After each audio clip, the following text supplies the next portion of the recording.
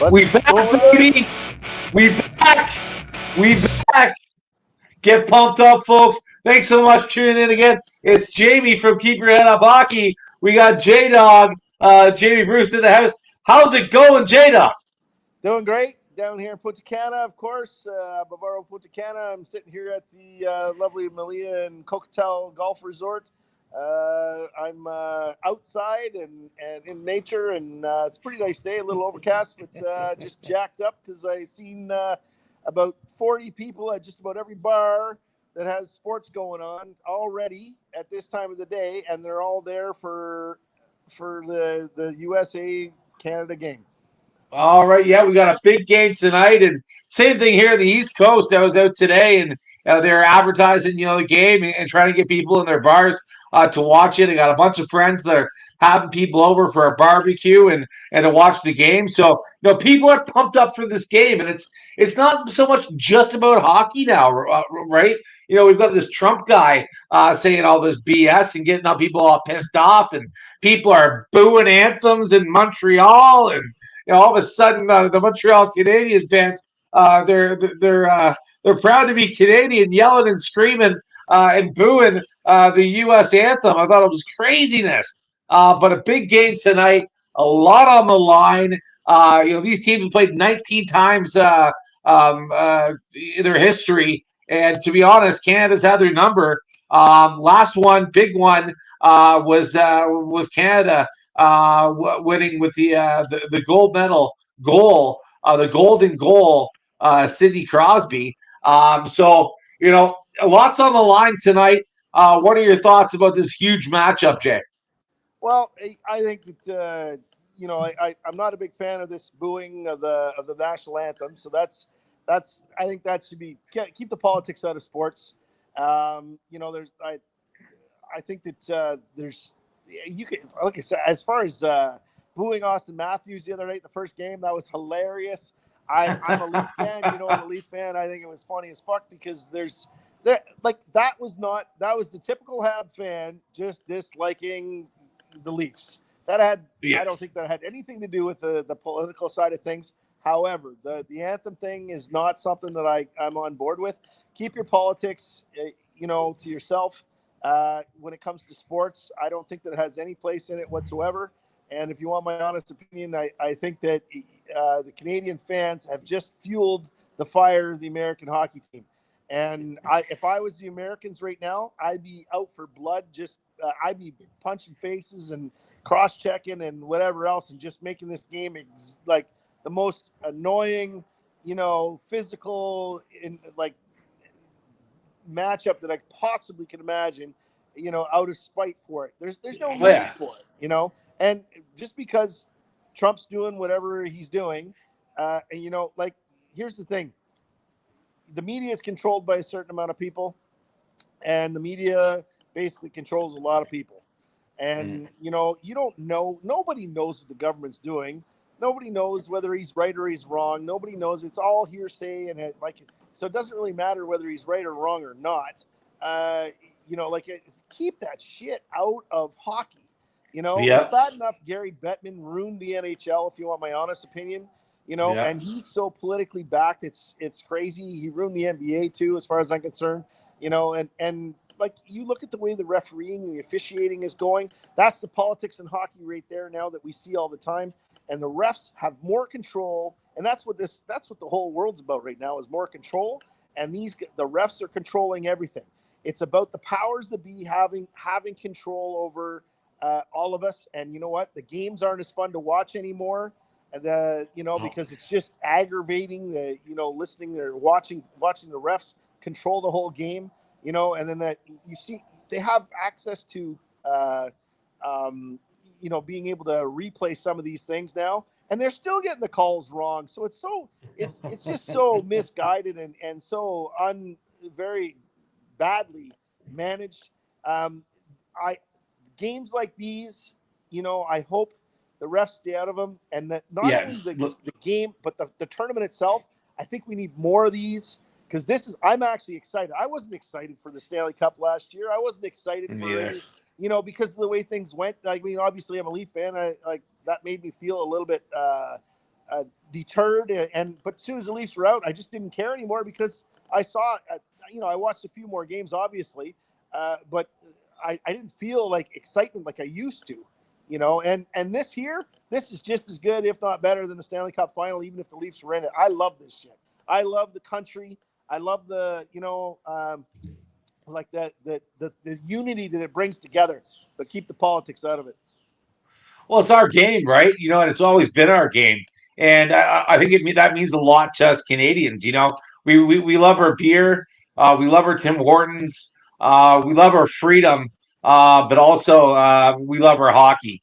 And that's just been, born and bred into me from day one is being a hockey player and being a fan. And I've always loved hockey. I loved lacing them up. And that was my favorite sport as a kid when I played. And play with passion and determination and grit and love for the game every single shift. And it means a lot to us Canadians. I think that Canada's going to be really pumped up for this one, and it might be one of the, the most televised event maybe in history in Canada. I'm not too sure, but this game's going to be watched, and a lot of people have a lot on the line when it comes to their pride and their glory as a Canadian.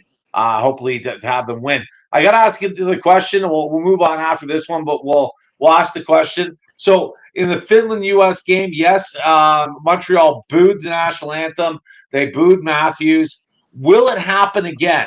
Will the Bell Center as a group boo the national anthem, the U.S. national anthem? I'm going to say yes. And I think that they're going to try and make a point. Then again, it is in Quebec. They're a very opinionated group of people. I really think that they did it once. They're going to do it again. Am I for it? Do I agree with it? No, I don't think so at all. Trump is the president.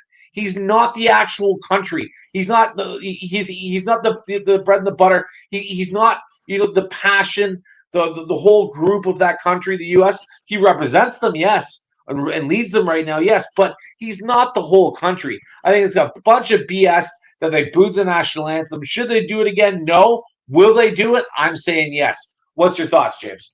I agree they will, but if you're going to get into this in the political side of things, you got to remember that the people that were controlling and still seem to be controlling most of the media right now are the people that were basically the same people that were controlling the media in the past 4 years while Joe Biden did his thing, and the country went to shit under him. And I'm not trying to be, I don't think that Trump is, I don't think Trump is the savior, but I think that the Biden administration and then trying to put that other thing in charge afterwards, that this is the thing. We're all in the middle. The fact that anybody, if you think that you're left or right wing or you're liberal or conservative, you're out to lunch. You're fucking fucked, because you are not in the big group. You're not in the big club. You're in the middle. And the people from the far left and the people from the far right keep trying to take away everything that we have, and you can see it. We've got less control of our own. Like, try to go put a friggin' another shed on your own property in your own house. Oh, you're under zoning laws. They control what you own, and that's ridiculous. And it's not. So don't give me this political shit that Trump's worse than anybody else, because he's not, and because they're all the same. They're all the same. There's a big club. We're not in it. George Carlin said it years ago, and I'm a true proponent of the fact that we are. There is no left and right, and this kind of shit. We need to come together to make things better, not to be divided. Yeah, agreed. Well, we're moving on to a little bit more hockey talk. And we're going to talk about controversy on who's playing tonight. I heard that Bennington is going to be playing tonight, but we know obviously that Hellebuyck's going to get the start for USA.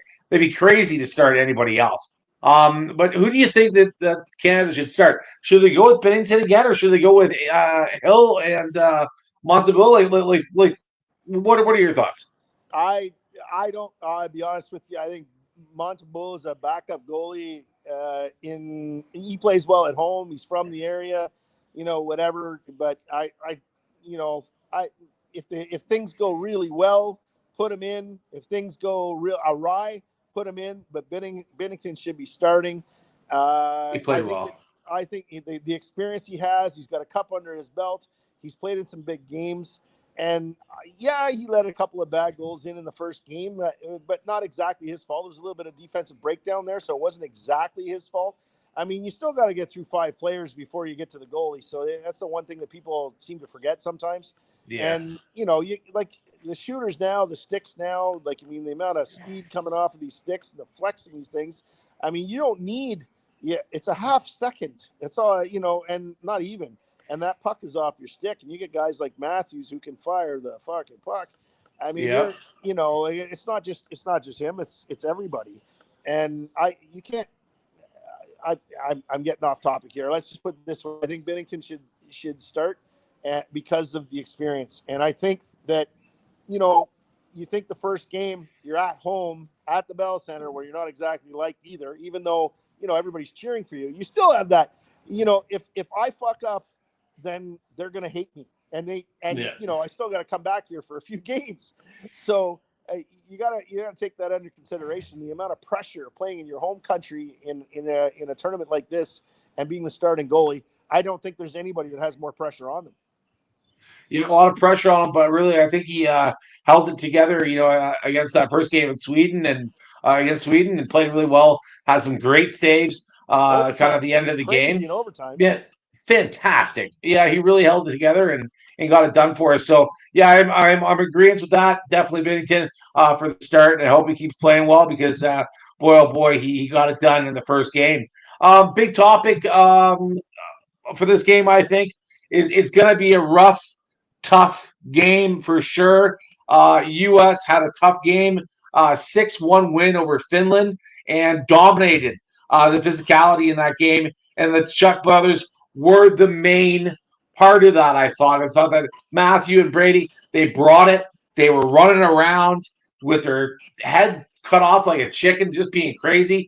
Those boys can fucking rough it up, and boy, oh boy, did they do a great job. So, question for you: will the Tkachuk brothers be a problem for this team, Canada?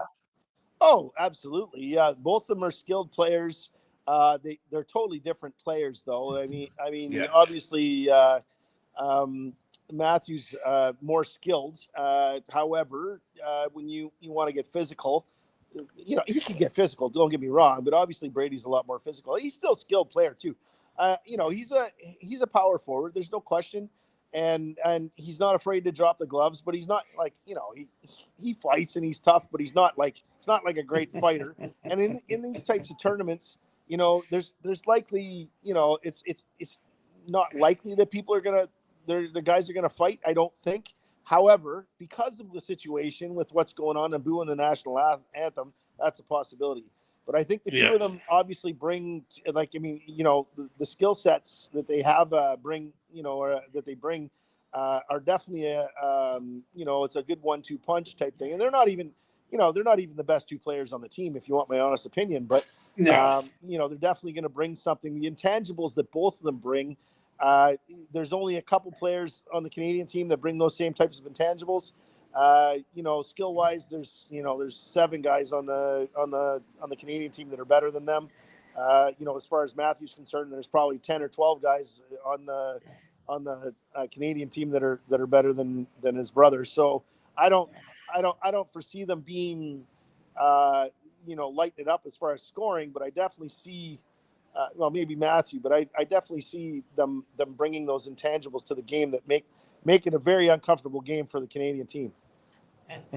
Yeah, it's gonna be a rough and tough one. I really think so, especially if Montreal boos that national anthem. It's going to light the fire in these guys, Yeah. and if they weren't pumped up before to be booed twice in a row, they're going to be looking to take people's heads off. Question then, because you know, Canada's going to be fired up too, and they're going to be coming with answers. Who's the disturber going to be for Team Canada? I got to Well, say, man, the guy Sam Bennett, man, Bennett all day, right? Bennett all well, day is my opinion because when we played him in the playoffs a couple years ago, he was that guy that just a shit disturber, got in your face, you know, in the corners, in front of the net, cross checking. I really hope that he brings that game to this game because he's getting the start today. What's your thoughts, Shane? Well, Bennett and Marchand are obviously going to be, they're going to be Bennett and Marchand. I mean, they've got one guy like that, which in Matthew Tkachuk, we've got two guys like that, and then we've got a shitload more skill. I think. Yeah. I mean, we've got a couple guys that can score a goal on the other team, but when it comes to all round game, I'd say that our first two lines are more skilled and better hockey sense than the things that like only great players have. And when you got guys like Crosby and well, I mean cheaper. So where do you start? Marner, like everybody was thinking that Marner wouldn't be that much of an impact. And Boy, he had a great game, first game. he learned as that game went on. He started he wasn't very good in the first period. Second period he got better. Third period he was really good. And then obviously in the friggin' overtime, Gets the winner. He was learning while he was playing. He was asking questions. His helmet was off. He's looking at the friggin' the video screen and just like, okay, this is what this guy does. This is what this guy does. It's different in gameplay than when you go through the practices. It's a whole different aspect. And the speed, like Doughty said it. He's never played in a game that fast before in his life. Now Doughty's kind of like older than dirt compared to 20 years ago or 18 or whatever the heck it was. He's been in the league forever now, but like he's probably played in games that were very fast and comparable. But now you're a whole generation. He's been in the league long enough. You're a whole generation different. So the players are faster. I don't know that they're stronger, but they're definitely faster. And the skill level is like insane, in comparison to what it used to be. So. And that's only 20 years ago. The skill level between now and like when Bobby Orr played, Bobby Orr was, they say he was the best player ever. Well, you can't compare apples to oranges. You got to compare generation to generation. You can't compare generational. If you're going to compare generational players, you got to compare like how good was he within his generation, not like, well, Bobby Orr to Paul Coffey because Paul, that's on the back end of his career. It's not the same. So I think these guys here, the skill levels from the Canadian team is definitely better. The only thing is that and even on the defensive end, our skill level is better. But that defensive end on the fucking United States is a big ass bunch of dudes. That's mean, snarly bunch. Well, let's pose the question then. We're kind of going right into it. Who will make the biggest impact for U.S. and Canada? So if you're going to pick an MVP for this game, because there's going to be the one guy on each team that's going to make the biggest impact, who would you say? I'll go first, and I'll let you answer.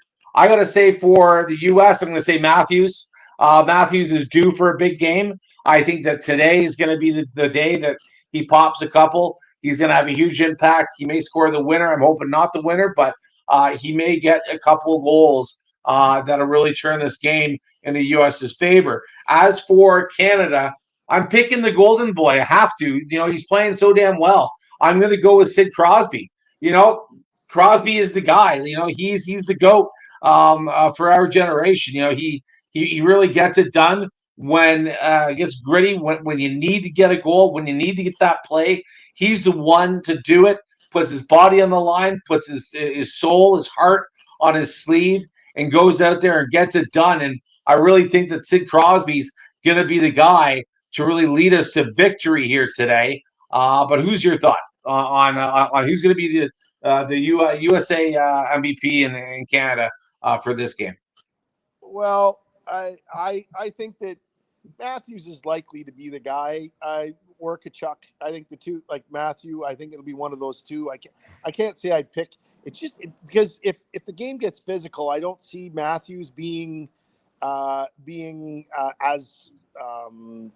much of a force. He's not he. But the thing is, this guy's 6'4", I think, and he's 240 pounds. This type of a game could actually change his career, if you want my honest opinion. He's a great two-way player. He's got more takeaways than anybody else at both ends of the rink, and I think that if somebody gets him pissed off enough, it could change his career and he could become a different type of player to get to the next level. and I kind of hope that that's what happens here. And so I'll pick Matthews, but for Team Canada, I'm going to have to agree with John Cooper on this, and he said that this might be, after 10 years in the league, this actually might be Connor McDavid's coming out party. He's Yeah. playing now with three other guys, and I don't mean obviously two guys on the one line, but three other guys that, well, even four other guys, because if you're talking about the defensive players as well, that are elite, as in, because he's getting to play with Makar, he's getting to play with Crosby, Matthews, Marner and Crosby and they like Marchand, all these guys that bring different things, because you look at Draisaitl, who he plays with all the time, pretty much, and just his players and his team. His team is very similar throughout. Obviously it's a fairly fast team, and they got a couple physical guys on there, but the intangibles on that team are not as significant as a team like Boston. Boston's not this is what Marchand brings. The reason why Marchand's been the player he is he's a lot like Tkachuk, except he's more skilled, and then you get Crosby who will take shit and abuse constantly. And he doesn't act like Marchand, let's put it that way, and which is really weird when you consider how much time they spend together in the offseason. And then you got Nate McKinnon, who I think right now is the best player in the league, if you want my honest opinion. I think that this kid is way better than it. I think because he's in Colorado, you're not seeing him as often as when Colorado was a few years back when even I find the league has changed as far as the viewing and the games that you get, that you see more often. I think Nate McKinnon is the speed is comparable to McDavid. His scoring ability is comparable to anybody. He's physical if he wants to be, and if you get a burr under his saddle, he's gonna be nasty. He can be nasty if you get a burr under his saddle. And I think with this physicality that is going to come with this game, you're going to see two guys come out, and I think McDavid and McKinnon. So I kind of think that I think we've already seen the best from McKinnon anyway. We're seeing it already, but I certainly think that McDavid is learning from all these guys, and it's going to be his coming out party. You're going to see a different guy. All right. We heard it first from J-Dog. Do you think that anyway there could actually be a fight in this game? Now I know, normally for the Olympics and these best of the best, that there's no scraps. Do you think these guys are going to get pissed off enough with a couple big hits that they're actually they will drop the gloves? Because a lot's on the line tonight. A lot's been said. They're fired up, especially the U.S. team. I got to say, they're fired up for this one. Do you think that there would be a fight? Well, I don't know what the rules are, so I would say, depending on the timing of the game, in the last 3 or 4 minutes possibly, but I don't know what the rules are. I never thought about it. I just thought I think it's just going to be extremely physical. Both teams know that there's so much on the line that this is a really big deal. Because of the politics, it's even worse. But it's a big deal, and Russia not being in this tournament. I mean, man, oh man, there's a lot of skill being missed in this tournament, but there's also a lot of physicality, because the Russian players that are in the league right now are extremely big, extremely physical, and fucking mean. Even and you look at Zadorov, man. Could you imagine playing against him when he's playing for his country? I think you're missing a lot. So the beauty part for these guys is by the time you get to the end, you're not going to be as physically beat up, because one of the most physical teams and most skilled teams is not in it. So it's not a true championship without them, to be honest with you, but it's still, you got, because they'd be a possible winner, so they'd be in the mix, but I guess everybody's in the mix. But after what we've seen, Sweden's not physical enough. They're not going to win. That's my personal opinion, of course. And I don't Canada or USA. Yeah, I think so too. Yeah, I really think so. I think the only way there'd be a strap in this game, though, Jay, is if one of the goalies gets hit. Of course, if that happens, the drops are gonna the gloves are gonna drop. But yeah, I don't see a fight happening in this game either. I don't know the rules behind it either, whether there's suspensions on top of just getting a penalty. But regardless, I just don't see it happening for sure. Let's go with the final score predictions. Jay, I'll hear from you first. Do you think it's going to be a high scoring game? Do you think it's going to be a low scoring game? Is it going to be a 3-2 game? What are your thoughts? I have two feelings on this. I know this sounds funny, but it's either gonna honestly, because of what's gone on, I there's the thought in the back of my head. I got the devil and the angel on my shoulders there, and I honestly I have this feeling I see this 4-0 or 5-0 or 5-1, U.S. win. But then I also see a 5-4 win in overtime for Canada. You know what I mean? Like, Yeah. But if Canada wins tonight, the U.S. won't win again against them. If Canada wins tonight, they won't win again. I think that Canada's U.S. is going to bring their best game of this tournament to this game tonight, and I think I agree. This is where it's all on the line. Yeah, I really agree too. I'm picking a 3-2 game. It's a coin flip on who wins. That's how close it's going to be. Goal winners, I'll say Matthews if it's Canada or US, and then I'm going to say Marner again for the winner in OT for Canada. I think it'll be an OT game. I really think it'll be that close. It's going to be nasty though. It's going to be a rough and tumble one. You don't want to miss this one, folks. You really don't. I'm absolutely pumped. I'm pumped for this game. Can't wait for the puck to drop and getting quite excited for it. We got to bring it up though. We got to end the show with this. Want to hear your thoughts on it, Jay? It's not about hockey. Yeah, you know what? We're a hockey show. Let's talk about it. In any way, will Canada become the 51st state? As what Trump's saying. Why is he saying this? Does he have a right to say it? Is it a good idea? Is it a bad idea? What are your thoughts? It's posturing. He's he's looking to get what he wants. If you know what, listen, if you had every president or prime minister of every country acting like him, like you should, your country should come first. Nobody'd have a problem with this. But the problem is he's cutting off things from people who have been controlling things for the longest time. And what I don't understand is now, I think Trump's a narcissistic asshole? 100%. It's not like he's my favorite person. His voice drives me nuts. And, it's a beautiful thing. It's wonderful. I'm sorry. I can't listen to him talk. However, look at his policy. His policy is all about America first. Is it going to hurt other countries? Yes, it is. But that's not their fucking job to make other countries better. And this bullshit about we got to spread around the rest of the world. Well, you know what? If the other leaders in the other countries weren't stealing so much from their own people, you wouldn't have this fucking problem. So, every country has resources. Every country has things to offer.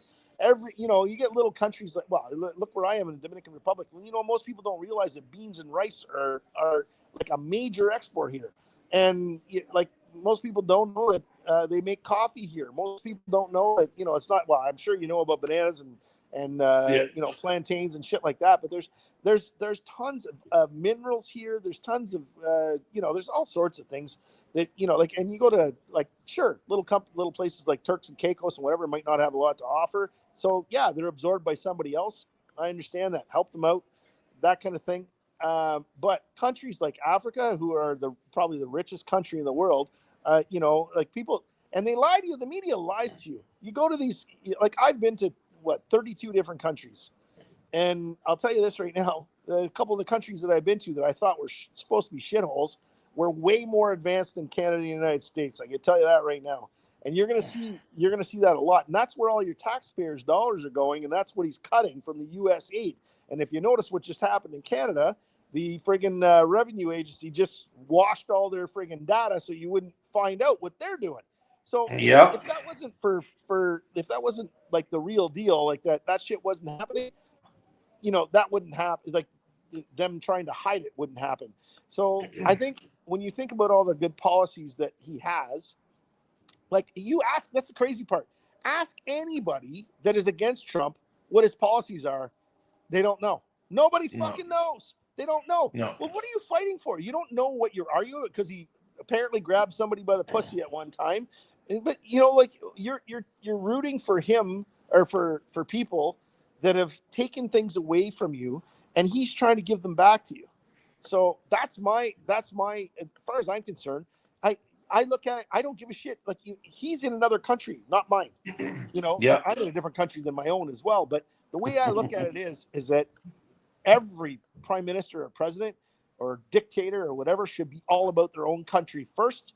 Make your own people whole, and then you can help other people. Here's how I look at it. If a first responder comes to your door because you've had a heart attack, or let's change that. If you've been attacked by somebody, okay, or there was let's say there was an earthquake or something, or first responder comes, what's the first thing he does? He makes sure makes sure that the area is safe for him or her to operate, to make sure that he is safe. The reason being, because if he can't help he can't help you if he can't help himself. If he's injured or she's injured, because of things being unsafe, you can't fucking help the other person. It's the same thing as far as the country's concerned. If your whole country is in fucking peril, the only way you're going to help other countries is by making sure you're whole first. And because your country eventually is just going to fucking fall down. And that's exactly what's happened. And it's the same thing in Canada with Trudeau. And it's the same thing in England. And it's the same thing in a bunch of other countries that are supposed to be first world countries. Well, let me tell you something. There's 35 or 40 countries out there that used to be third world that are now first world. That's too far behind. So true. So true. My thoughts on that is you know what? Stop thinking or caring about what Trump says or what Trump does. We can't control it. You know who we really should be still pissed off at is our own fucking government, and they still got to pull their weight here and get shit done. Stop fucking throwing goddamn fucking carbon tax increases at us. Stop throwing our money away to Ukraine that gives it away anyway. Start thinking about us. Start thinking about the people that have been here since they're born, and their parents have been here for generations upon generations. Help your own before you help other people. And I'm fucking sick of it. But anyway, that's the show, boys and girls. I just wanted to say again, thanks so much for tuning in. Jamie and J-Dog, we got the show back up. We'll be back. We'll be coming back with another show here soon. Definitely to talk about this epic game tonight. Don't fucking miss it. Canada versus U.S. Ding, ding, ding. Bring it on. Keep your head up, hockey. Keep your head up in life. We love you. Take care, and we'll see you soon. Night, folks.